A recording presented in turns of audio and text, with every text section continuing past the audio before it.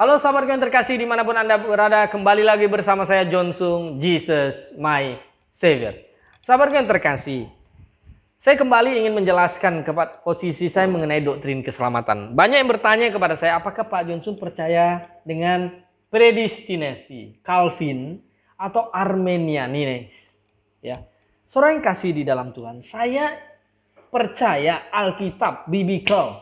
Ayat tidak menyanjung tokoh Calvin kah atau Arminian. Maka saya ingin menyimpulkan apa yang saya percaya dalam doktrin keselamatan.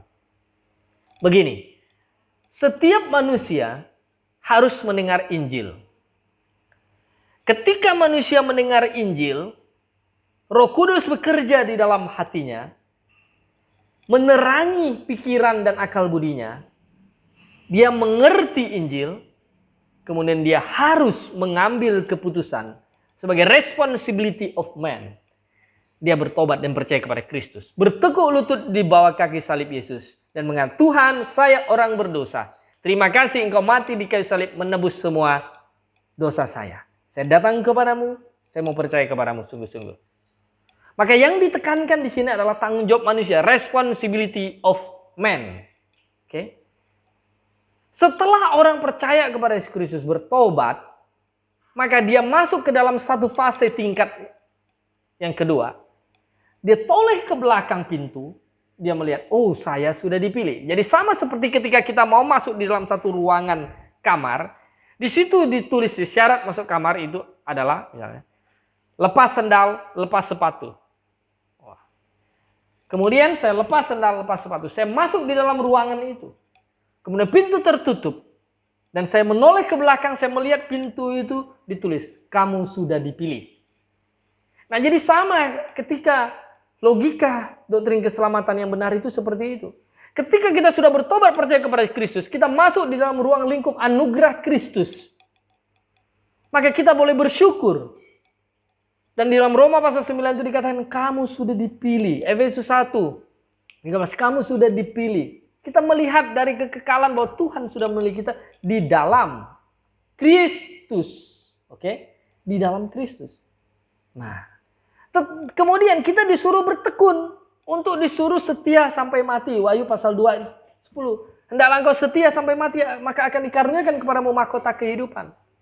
Hendaklah engkau teguh berpegang pada kepercayaan yang semula. Janganlah engkau meninggalkan kepercayaanmu. Kita disuruh bertanggung jawab untuk memelihara iman kita setia. Maka ketika nanti kita mati, kita akan masuk bertemu dengan Tuhan Yesus Kristus. Dan menyadari bahwa Tuhan Yesus memegang tangan kita, memelihara kita. Maka kita memiliki kekuatan untuk setia dan bersama dengan Tuhan. Nah ini logikanya itu begini, cara bernalar. Ada doktrin Calvinis, ya saya tidak sebutkan, mungkin ada Calvinis 2 point, 3 point lah, ada supra Calvinis segala macam, tapi beginilah, logikanya kita berpikir seperti ini. Allah berdaulat 100%, manusia bertanggung jawab 0%. Kalau manusia bertanggung jawab 0% untuk bertobat, tidak ada tanggung jawab sama sekali. Artinya, masuk surga dan masuk neraka itu Tuhan yang tentukan. Tuhan yang sudah pilih sejak semula. Segalanya sudah ditakdirkan, intinya begitu.